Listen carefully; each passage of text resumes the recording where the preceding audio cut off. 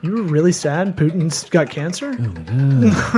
What? Sweat Equity Podcast and streaming show, the #1 comedy business podcast in the world.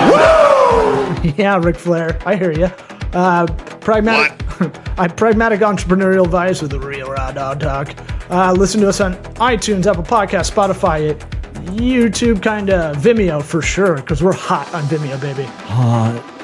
LinkedIn, your mom's Sony Walkman, all that stuff. Hey, hey, you like that? I'm here. Just doing that. Just doing a hype hard. This episode is sponsored by Squarespace. Create a custom website or online store with an all-in-one solution from our dogs at Squarespace.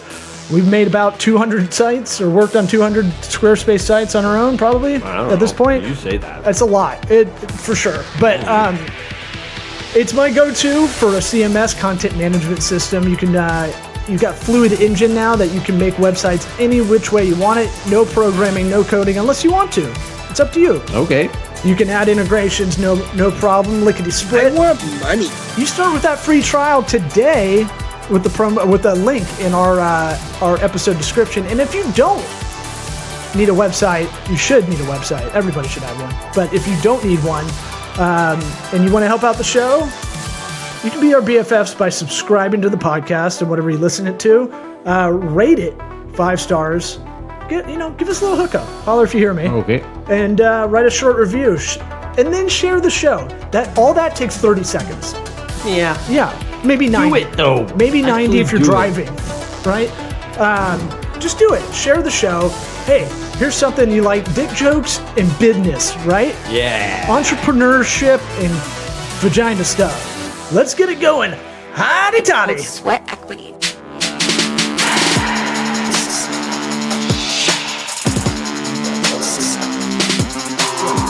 Sweat equity. Sweat equity. Sweat equity. Sweat equity.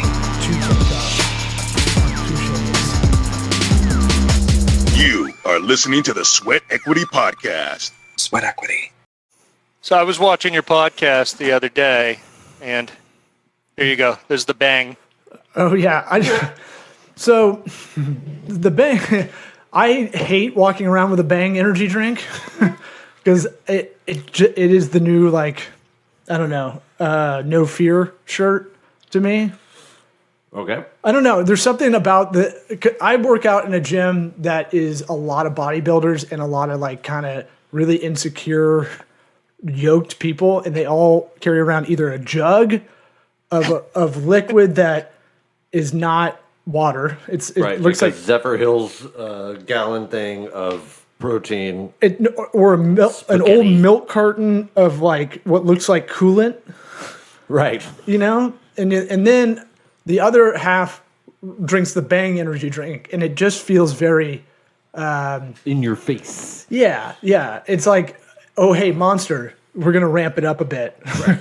But yeah, I do look. Monster's all sugar, man, and the Bang has like 300 milligrams of caffeine. So yeah, but it's more about it's a good pre-workout thing. If I'm doing weights, Bang is good for that, and they have key lime pie flavor. Ooh, do you know that? My favorite pie. Ooh, tasted like a key lime pie when I was having a heart attack.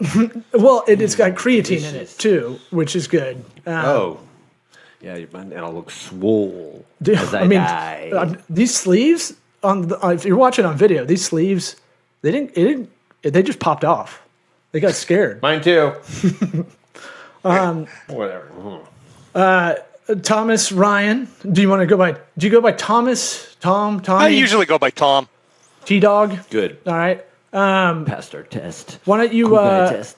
Why don't you tell the audience, because we set you up so well after talking about energy drinks. I didn't know we were on air yet. That was on the air? Oh, you probably didn't listen to too many episodes. Yeah, you didn't listen to too many episodes, I guess. Well, we kind of keep it, we want to keep this a conversation, like if you were in the room. So, our whole thing is about, like, the business content that's out there, it's not really helpful. It's so boring. And it's not. It really is. And it doesn't feel genuine. right? A lot of the time, it feels very like, what would a PR person tell me to do? That's that's the kind Are you talking about everything posted on LinkedIn? Yeah, we like to Pretty say much any interaction. Oh, you want to connect with me and learn more about what I do? Yeah, Is that so? Yeah, LinkedIn's becoming kind of. You came in quick with that sales pitch, quick and hard. Like, come on, man. Every time I accept someone on LinkedIn right now, I get a sales pitch automated like 10 seconds later. Well, the irony is that's how we met. Is when your business development people hit me up. Can I read the pitch? I'm not saying it doesn't work. No. I'm just saying, it's. Can I tell? But it was such a good pitch. I was like, yeah, I gotta check this out. Oh, that's our Otter AI coming in. What's it called? Your guy Juan hit me up with a message that caught my eye. I bet $100 that your business has 100% or greater return on investment with a video text blast using Bigly Sales. I will pay you $100 with Zelle or Venmo and return all the money spent in text campaign if it doesn't work. That caught my. I like the blunt boldness of that, and that's how we started talking. Well, I'm a riverboat gambler at heart, so. Well, but it's put up or shut up time. But why don't you? I mean, when you're throwing it out there, and it's something that's so performance based, why not, right? But I cut you off before you could give everybody your plugs, where people can find you personally and your business. Oh, check us out at biglysales.com. If you go to biglysales.com, if you want to get a hold of me, just book a call, and I'll probably be there. And we'll help you set everything up. So I can tell you, I came from the staffing industry, and pretty much everyone treats you like a leper, right? There's so many people trying to do it, and you are the last resort for all of these guys. If they need a consultant or a full-time person, you're their last hope. And they only come to you if they're totally desperate and they can't find anywhere else for cheaper, right? Versus this, where we're saving small businesses money, and all of the clients are super happy to, kind of talk to us and to see what we're doing, and they love that we actually help them out, because most software companies, they give you the software and they throw you to the wolves. Can you give the elevator pitch of Bigly Sales? Sure. Bigly Sales, it's the only pay-as-you-go communication platform for small business. So $5, you can get up and running, and you can automate all your email campaigns and text campaigns. You can power dial, and what we're building out now is all the automations to basically automate every contact you're going to have with someone in your database over the next year. Yeah, you're going to take me off Pipedrive, I think, with this. Sounds like the text messaging, to me, is the big part. I mean, emailing, that's been around, but the texting has always had that phone number component to it and all that stuff. Yeah, the texting, we've had to deploy campaigns where you're doing email and text, and usually the software isn't, it's a feature on a software that is like an anchor software of email, right? Email marketing. And then they add texting onto it. It doesn't really work as well as you want it to. You try to make an automated journey. Right. Well, I know you know what I'm thinking of. No, I know. Well, the email software works well for email, but to get the text messaging done right, it's usually through like a call routing software or like something on that side of it is usually where the text messaging works well. You have to get an integration with Zapier. It's like they rarely mix together well, and that you're not using, you're not having two different things you have to do to get it out. That's kind of why I built this, right? Because you'd have one system for your phones, and you'd have one system for texting, which is usually someone's phone. They wouldn't even use a system, right? Most of the time. And then you'd have one system for email, and then you'd have to manually data enter everything in the CRM, which if you're actually doing it, takes an hour to a day, and no one wants to do it. So all the sales reps hate it. They all don't want to do it. None of the data gets into your CRM or a fraction of the data, and it's garbage in, garbage out. And, a lot of the small businesses don't get the ROI. And really what I'm trying to do is get small businesses off of Google Sheets and Excel and start using this, because with this, I can click one button and send out 10,000 text messages, send out 10,000 emails.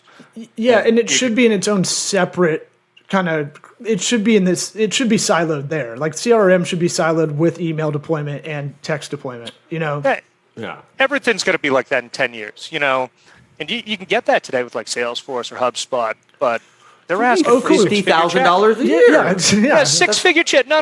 Right. Depending, they told me that's bare at bones. Salesforce, they're like, you want to put all your contacts in the database. It was going to be like $500,000. I had a business with 10 people at the time.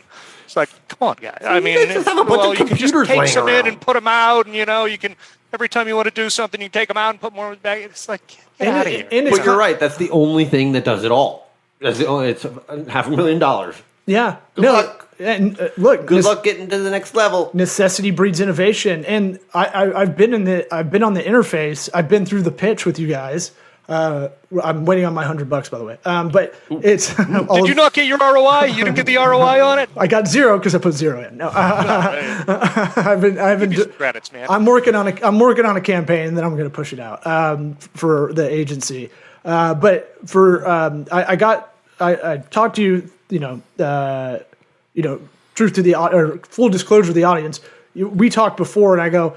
We had such a good kind of back and forth about y'all's platform. I was like, why don't you come on the show and talk about it? Because this is sales is an interesting. It's an interesting psychology in business. Like the way you all made this app simplified in a good way.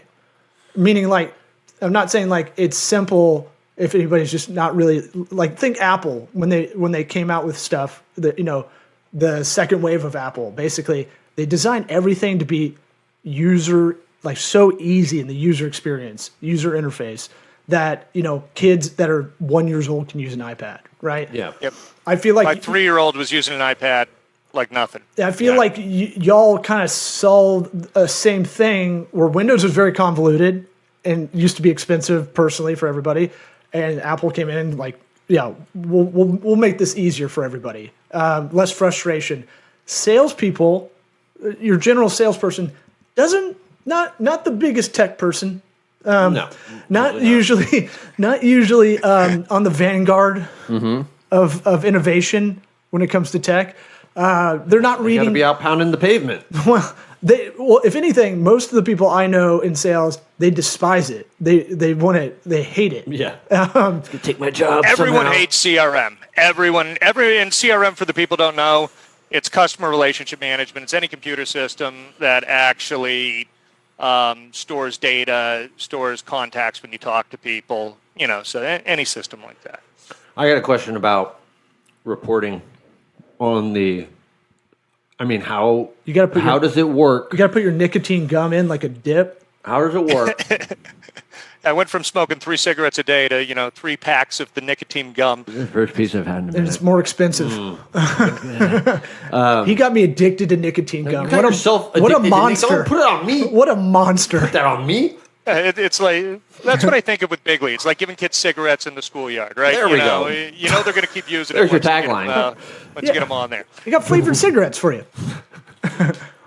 So it's basically a direct to customer system.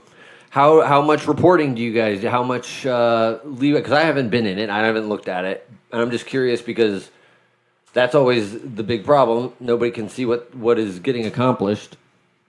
How do you show your customers what's getting done? So you can actually see everything, right? If you do a campaign, right? So you blast out email or text, you'll see the open rate. You can see every single response to that campaign. So then you can go and figure out, wait a minute, I wrote this one way and I got a 5% response rate. And I wrote it this way and I got a 15% response rate. And you know what's working, you know what isn't, you see what the replies are. You can see if people are angry, if they're, upset about what you're doing or what you're saying to them, or if they're very, into it. Can we do this? Can you make him a co-host and he can share his screen so he can walk us? He's got it pulled up. He can get us a test drive. Now you got to remember we have a mostly audio audience, so I might fill in any gaps if it feels like it's too visual. Yeah, no worries. But I like to interrupt a lot. Go back. Well, I just ask about the reporting because it's like always a thing where the person who hires you or gets Bigley is all on board and they're good to go, but then the person who's actually paying for it doesn't always have a good way of digesting it and what they're getting. No, That's very real and very true. So with this, we have it set up that if you're running a business and you have some salespeople working for you, you can see everything. So I'm going to go and click on stats here, and I'll show I did a couple of email campaigns last. Can you zoom in a little bit? We just have our screens 4 feet away from I have us. like a 36-inch monitor. So. It's not about size, That's what I've heard. Yes, it is. I'm Monitor? 6'4", and I've got size 15 shoes, so it's... Ooh, hey. All right. I get the subtext. You got a big hammer. Got a big monitor. Mine. I got a big monitor. That's right. Yeah.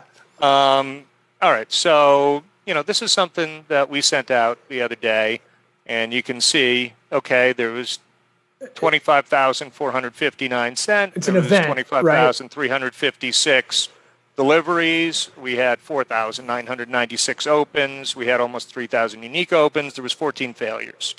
So we do a bunch of stuff to like sanitize your database as well. As soon as you send to an email and it's bad, we pull it out of the system. We don't send to it again because that's one of the things that all the spam filters look like. And we're in like a constant fight with Google and Microsoft and AT&T and Verizon to get the messages through. So we're always trying to do like best practices and kind of get everyone on board with the best practices. I can see every person who's responded to this email, right? I'm going to shift away if from I that go into because events, I can literally go down here and I can filter, okay, how many people clicked? How many bounces did I have? How many were blocked by, by one of the carriers? So it looks like SendGrid is integrated in there for the bouncing of the emails. Yeah, we're using SendGrid on the back end to route the messages out. And, you can go and do that yourself. Anyone can go and set that up, but unless you're a computer programmer and you know what a DMARC is and an SPF, and, you probably shouldn't. You should probably leave it to someone else because it's really hard. Yeah. So email's weirdly hard. And the texts with 10DLC coming in, which is the new 10-digit long codes that are out there. So you're talking about how it used to be like text 55755 for this thing, and then now text you could just send 2 years ago, you could send out something on text and it was getting through. Right? They didn't care. Everything was going to get through. Oh, it's a security thing. You could send whatever. And now you start sending bad texts because we keep having people come onto our platform like scammers. And as soon as we get 20 spam reports, we bounce them off the system. We block their account. And then, we check out, hey, what did these guys send that created all these spam reports? And usually they're trying to steal people's identities and stuff like that. We throw them off the system. We've had to spend so much time and effort and money on security, trying to stay compliant with all the rules. Compliance might be one of those boring words growing up, like mortgage, that I didn't really get, until way too late as an adult. But like compliance, we're gonna have a lot more discussions about compliance and privacy issues and data, and how your personal data is getting out there. It's like becoming a bigger deal. Well, the I new gotta tell you, iOS, this is a good thing. The new iOS, how if you go to delete a text message right away, it gives you the option delete and report as junk. That's new. Yeah. You can immediately do that right. now. That's exactly right. And if we get 20 spam reports, we're booting someone off until we review it. So if they sent out 10,000 messages, you're going to have 20 people who say stop. But if you're sending out 500 or something, or a few hundred, and all of a sudden you're getting more than 20 spams, there's probably something wrong there. So don't use this to send out a dick pic or a clamgram if I'm a lady? No, here's what they're doing. Here's what people are doing. And this is why it's actually good that they're doing the compliance. You've probably never heard about this from anyone else. It's not just dick pics, but it usually is someone sending a message like, hey, your package, there's a problem with your package. Got one today, USPS, got one of those today. Or at FedEx, please click on this link. Yep. Right? And that link is going to be something designed to steal your identity. It's going to be a phishing link. Right? So the phone companies, they don't want that. And I don't want that either. What we want is people to get a text message and see it and know that it's safe. And then they can open it. And, the way the text is supposed to work and the way that email is supposed to work, it's kind of like sex, right? I'm listening. You got us. I need pointers. As long as there's consent, it's okay. But if there's not consent, it's bad. right? You need to have consent. Yes. So it's. But one of her with eyes said it was cool. What's that? It got dark. I was talking to someone. I was dating a chick recently. And, I was joking. I was like, "Do I have consent to kiss you right now?" And she was like, "We're not doing anymore. We're not going to do anything." You really whiffed on that joke, and now it's drier. Not only was the joke not funny, right? Ruined the moment. She was the one who didn't understand sarcasm, so it wasn't going to work out anyway. It happens. Yeah, but You're like, this is totally going to work out. boom! Oh wow, that was next level. Thank you. Yeah. Yeah. You showed. I'm trying to find the site you showed me when we talked about a month ago. You were showing me it was all the big carriers, all the big phone carriers, and you can get off the spam list and stuff like that. What you're supposed to do is you're supposed to register any campaign that you're doing with the campaign registry. Mm-hmm. And it's basically a joint venture between AT&T, T-Mobile, and Verizon. And what they do is if they find someone who is sending out messages, if they find bad links, if they see a message with that link, they'll automatically block it. If they see someone who's sending out something with a bad phone number, they'll automatically block it. Right now, if you send out more than 50 or 100 messages through AT&T that are the same, they will block your messages until the next day. And if they determine that you are doing something malicious, they'll throw you off their platform. So you got to be buddy with all the carriers. You got to work with them, not against them. So the first thing that we want to do as soon as we have someone who's a campaign is we say, look, you need to get permission from people to send them stuff. If they don't want to hear from you, you can't just randomly spam them, right? But as long as you have their permission, this is magic. The text messages, I hate using these words. There's guys who are using our system who spent like $100 and they closed $50,000 in business. Because with the $100, they reached 10,000 people. They had a relatively high-ticket item. They were selling something that was like $5,000. It was $500 a month or something, $6,000, and they closed 10 deals off their first campaign with us. Right.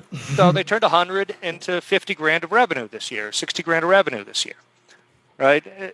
So I mean, it's just. So you heard it here, guys. So you put 100 in, you get $60,000 back. That's the guarantee. Or your money back, or they pay you $60,000. We're not guaranteed 100% all day, right? Just because kidding. The 100% is easy. Most people are getting back 20, 30, 50, 100 times what they put in.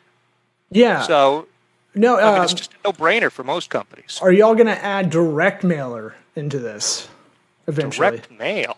I love direct mail. Probably not. As a marketer, I love it because not in a spammy way because I don't do a lot of B2C stuff, but I love the you can get the bots that'll get your handwriting and actually hold a pen and do your handwritten thank you cards and stuff. Yeah, that's not cheap. It's getting cheaper now. Yeah, great. Thanks. Until you buy one of the robot arms, you gotta have that thing sitting around your house all creepy. But you did direct mail for sentient, a dentistry and had good success with it, right? Yeah. Yeah. But that's a highly localized I'll thing. give you my roadmap. I'll tell you what we're planning on doing.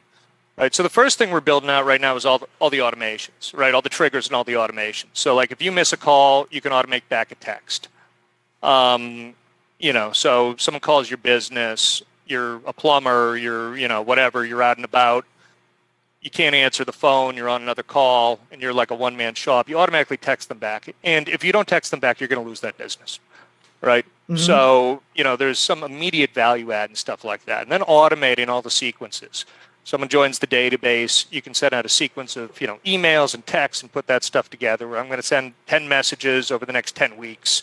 Of all the different things. A sequence for the low tech people listening, like a decision tree journey of sorts. That's right. That's exactly right. And if this happens, then you send this email, and if this happens, then you send this email or this text message.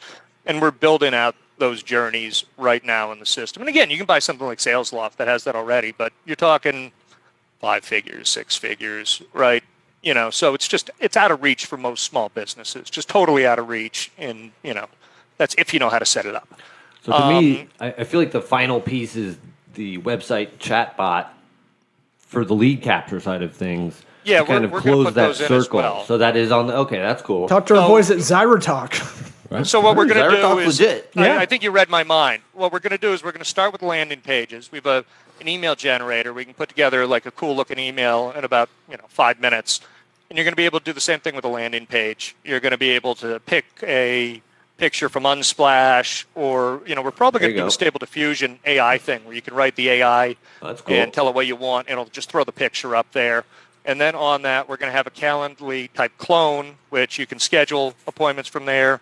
And we're going to have a lead capture form. And as soon as it goes into the system, then you can start the sequences on it. And then we're going to finish up by being able to send out invoices and do payments directly through the system as well. Yep. So that's my roadmap for the next year or so of development. And It's an easy way to get consent. how big is Bigly? How long y'all been around? I can't remember.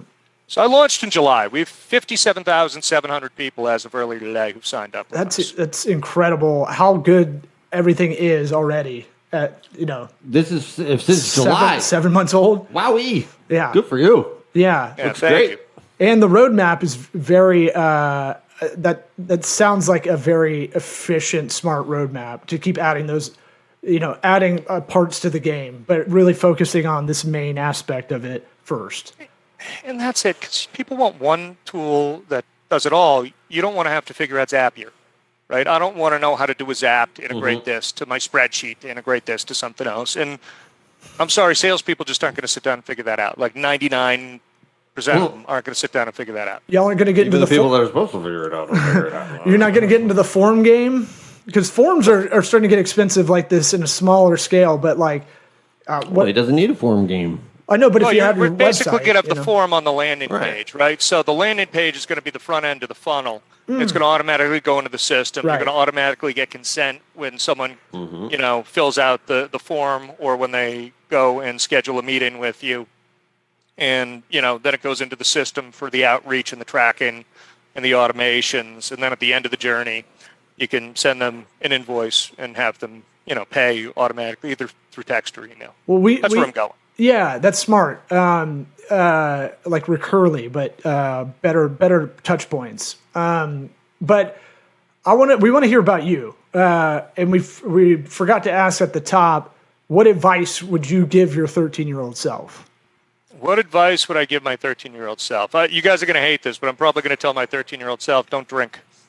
Don't drink, or don't marry your first wife. That's a new one. That's would be my two. two new ones we haven't heard before. I might throw that one in there on my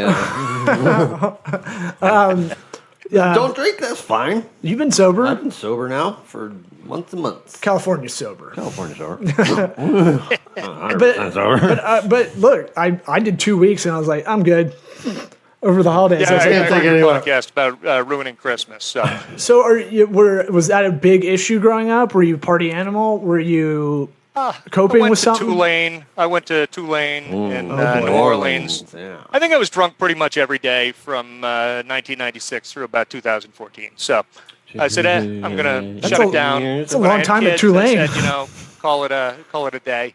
Tulane's hard. Yeah. How many doctorates did you get at Tulane in 18 Doctorates? years? I got my, no, I wasn't in Tulane for that long. Oh, I was thank living God. in New Orleans, and I was back in Boston for a year, and then I was down in South Florida ever since. So I got my master's at Miami. But the school thing was, never really that hard for me. Well, it sounds like, You grew up in kind Boston. of needed to work out that way. New Orleans is the opposite of Boston in my head. It's the exact opposite of Boston. Boston, everything's like efficient, and people are on point, and like everything's lickety split. Right, they're angry New Orleans, and you'd bright. wait 45 minutes at Blockbuster, and there was 2 people in line and 7 people behind the counter. Yeah. Their airport's hilarious. Yeah, well, you can walk around with a where hand or grenade drink where or do you whatever. want to go? I'm pretty sure everyone who planned that city was drunk at the time. Right. Right. Nothing makes sense down there. They were going to one of those drive-through daiquiri places, and That does make sense.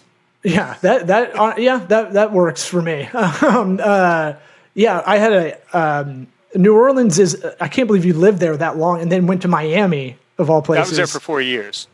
Yeah. And then I was in Miami forever, man. It was a long time. How do you go from? Why did you go from? What was your upbringing in Boston like? Well, I say Boston. I grew up in the suburbs. I grew up in the North Shore of Boston. Okay. So, reasonably sheltered up there in the suburbs. Right. If you looked at the demographics of the town I grew up in, I think it was like Thomas Ryan. 98.7% white.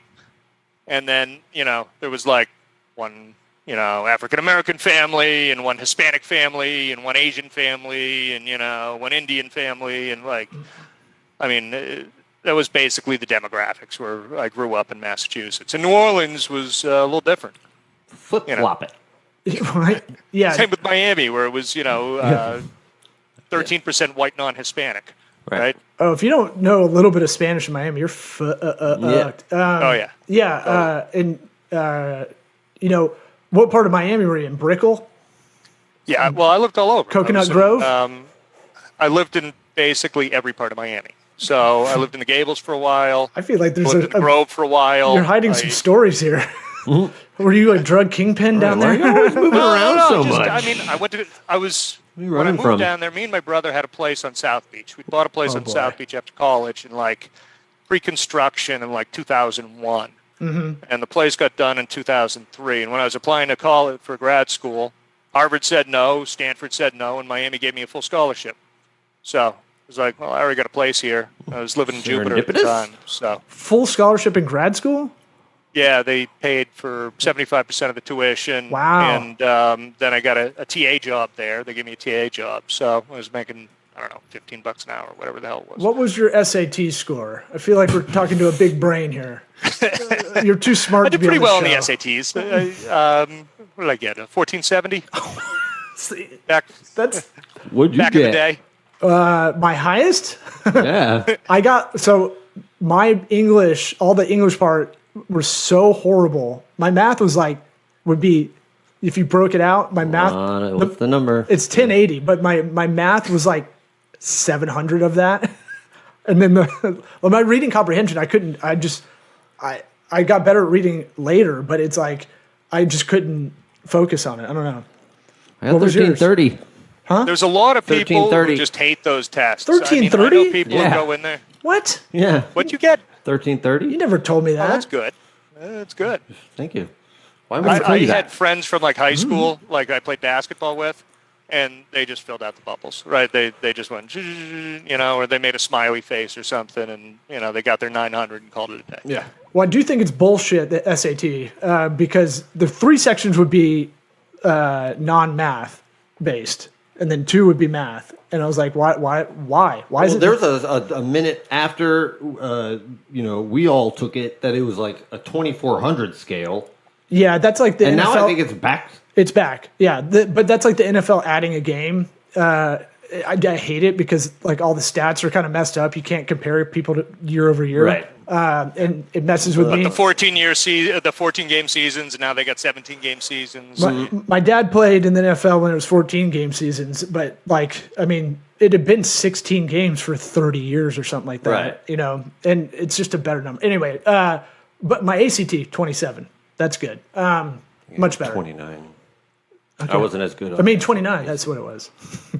I'm glad I asked that question, and you said 1470 because I get the vibe you're academic, but just like we on our previous episode, we had someone very bright as well, but you're a communicator. I find that interesting. I always find when people are really academically smart as a whip, you can actually talk. Occasionally. Yeah, no, but look. All the time. You could do it all the time. People that develop an entity, a brand like this, they usually aren't the spokesperson, Yeah. And are y'all planning on going international? I guess that's kind of my last question. We're already international. Ooh, sorry. A lot of our clients are from India and Pakistan and Bangladesh and Ethiopia. Yeah, India, Pakistan, and Bangladesh are the top 3 markets outside of the U.S. by a landslide. And there's dudes in India who want to sell into the U.S., and they have no way to make a phone call here. Interesting. They can't use their cell phone. They're going to be paying, 50 That's cents cool. a minute or whatever. The call's going to be cutting off on them. So we have a bunch of people who want to do business from those countries. All right. Now my other thought before we let you go is scaling. Yeah, we've got the features, the product features of the actual program, right? The actual website. It sounds like you're scaling pretty quickly. If I had to kind of guess, just talking to you off this episode before and now, going to India, 1 billion people, a lot of call centers there. I know. I was surprised. It usually goes the other way. Well, they can't. That makes sense. That makes sense. That's so smart of y'all to go. We just put it out there with Google Ads and with everything, and it's wherever people were coming from. So we didn't restrict it to only the U.S., and we saw that we had more people coming from those markets than we did from the U.S. Yeah, I mean, and look, I could see this if you had any small call center. I could see anybody wanting to use this. I am a huge fan of what you have going on. I'm going to tell you right now. Yeah, there's a lot of headaches that you solve in one area. As our friend of the program, Dean Akers, says, marketing bitches about sales, sales bitches about marketing. The gap needs to close a little bit. And I don't know why they're so separated all the time, but it needs to be like a lot more fluid, And I feel like you have all the stuff on one platform, right? So if marketing sent out a marketing communication, you can see that they got it. If you're going to call them, they're like, oh, I like that marketing thing you sent, an hour ago. Like, huh? What? Who? Yeah. Can't complain about a qualified lead in this scenario. Right. Because it's right in front of you for your sales enablement team or whatever cute name you have for your call center. Yeah. your sales champions. Customer success. Yeah. Well, appreciate you coming on the show. Bigleysales.com is where you can go to grow your business. Phone, text, email, scheduling tasks all on one screen. And unlimited users. That's another good thing y'all are putting out there. Because that's how you get nickeled and dimed. It's like, oh, you want to add a user? Yeah, that's like, the first one's pretty cheap, but you add 2, 3, 4. It gets up to like $50 a user for some reason, Some of these are way more than that, too. Yeah. They're like, oh, if it's just one of you, we're going to charge you $20. But if you want 10 guys on here, now it's $500. Yeah. Or if you want to use the bigger version, okay, now we're going to charge $200 a seat. It's $2,000. Right. It's okay. We'll just share the password. Yeah, and then get in arguments that we can't get. Who changed it? I didn't change it. Prove it. And then who put this data in? Right. Because then everyone's doing the data entry. You don't know who's entering stuff. You don't know who's doing things wrong. All the protocols and everything. Yeah, I'll echo what Eric was saying. The reporting. If you can get the reporting to be simplified for the big dogs that just need to hop in there and look at it, that's huge. So that's it. How much money they just did click this on make stats. They just go in, they click on stats. They can see literally every text, every email that was sent through the system. They can see what the replies were. They can go to any file. They can check it out. Well, you didn't want to be hacked talking about ROI, but we talk about ROI is everything for business. So it's like we're all about it. Our slogan's girthy ROI. That's what you want to get. We'll clip that part. We got We got girthy ROI. All right. I mean, I'm telling you, we have people coming in who are spending $50, $100, and they're getting in, a couple of grand, $5,000, $10,000. We had one guy get $50,000 back. These are the stories I know about right now. But there's people getting, just stupid the ROI that some of these guys are getting off these text campaigns because you can set them out for a penny. You can do like a video text. If you guys who want to talk, right, you could do like a 15-second clip and you could send it out. That's an MMS. It's 3 cents instead of a penny. But you could literally text that out to, 10,000, 20,000, 50,000 people. And more than that if you want to. No, that's amazing. I actually have a lot more questions, but do you, I'm curious about the list procurement. Like for small businesses, it's not exactly easy. They don't always have their customer database up to snuff. I mean, is it all on the customer to kind of generate that, or how do you guys deal with that? We tell them the terms and conditions up front. We say, hey, you're supposed to go and you're supposed to do this. You literally just need a checkbox. You need a checkbox on your website that says, hey, I have permission to text you. If you're like a realtor and you have a form, it says, hey, I have permission to text you, I have permission to email you, I have permission to call you.